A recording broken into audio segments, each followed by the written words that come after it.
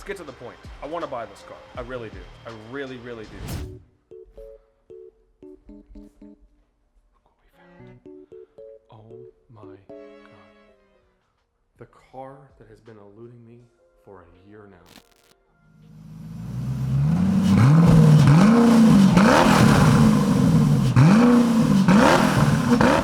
Okay, welcome Atwood and myself to Marshall Goldman Beverly Hills, where today, well, it's just basically a glorious day. We're gonna drive a Koenigsegg today, and I'm gonna test drive this car because now that I've got a deposit down, it allows me the opportunity to, well, drive it, right? But before we leave on our glorious 5 o'clock traffic mission in Wilshire Boulevard, I thought I would walk around and just maybe look at some other cars. I was thinking, you know, see, Fernando's kind of like in a really good mood today, and I figured, why don't we see if we can test drive like this car?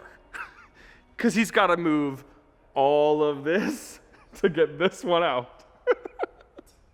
Anyways, test driving a car, Marshall Goldman, requires 24-hour notice because they've got to move a whole bunch of cars in order to get that car out to a place where they can move it. So it's not going to happen. We're not going to drive anything else. Although I would like to drive some old school stuff, maybe the 328. Oh man, I've always wanted to buy one of those cars. You know, I went through that 355 phase. It was super cool. But Magnum PI, you know, I still watch the Magnum PI episode. Hey, fun fact, if anybody wants to know, one of our old rental cars, the 488 Spyder, the first one that we got, the red on tan, is actually the car used in today's modern day Magnum PI remake, right? And if you also want to know a fun fact, did they blow it up? Well, I guess they're going to blow it up at one point. That's why they purchased it from me, because originally it was set up as a rental and then they bought it, I don't know, whatever. In Hawaii Five-0 or Magnum PI, I don't remember which episode it was. I watched both of those shows. They had a yellow Urus that they were jamming through the mountains, right? That's also our Urus. Oh, yeah. wow. So they've got our Urus in that video too. So I'm gonna get Fernando on the horn, see if we can get the keys to the Koenigsegg, and maybe see if we can convince him to move something so we can get something else. But cross your fingers on the second one. Plate, Fernando, Houston, Koenigsegg.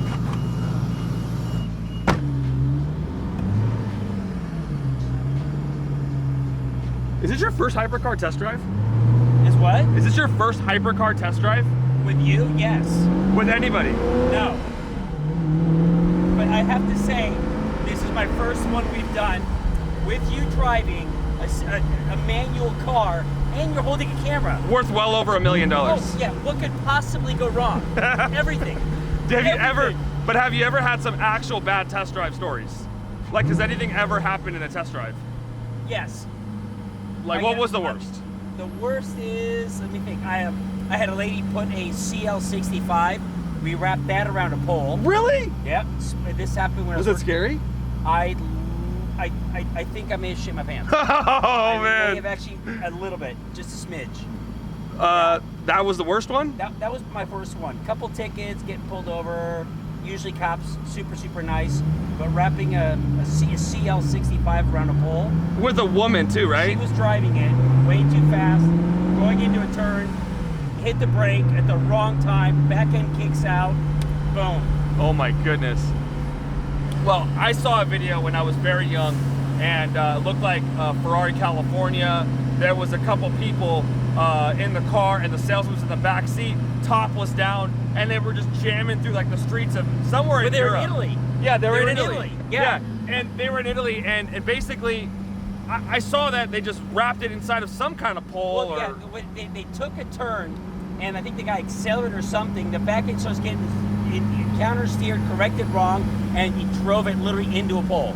It's so crazy, dude. Like, I literally can't believe they got the whole thing on GoPro too. Yeah. And the salesman got out of the car. He was so mad. He was like, "Turn off the car," you know.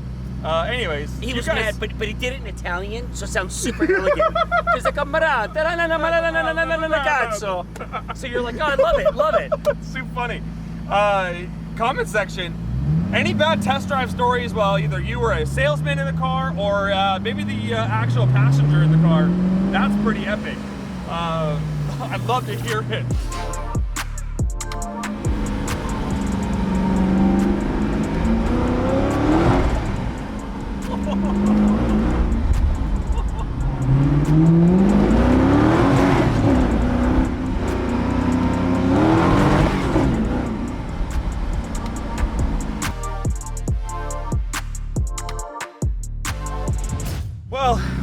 everybody's parked in Beverly Hills. Why did we decide to drive this car?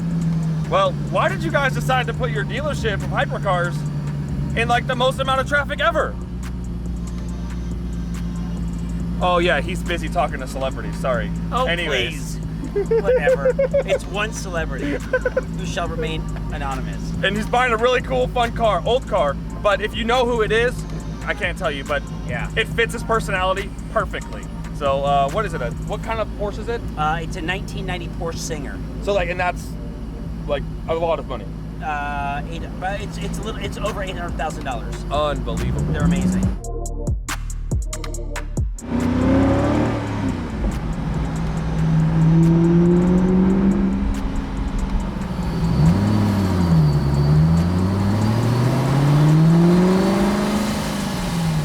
So disappointing that we have to test drive these cars in Beverly Hills. I blame that man right there. We could have put this literally in the middle of Palmdale with racetracks next to you, but unfortunately they want to pay an ungodly amount of money for this prime location, but that's what you get right there. So for the 31 miles an hour that I got to drive in this car in the top of first gear, okay, thank you guys very much.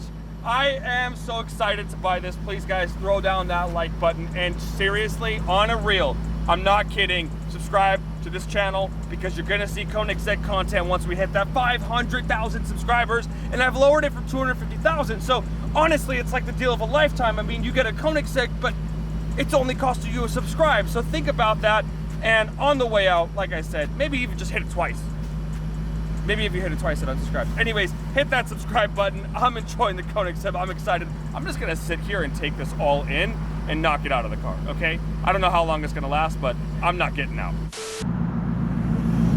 I know I said 500, but I just couldn't help myself.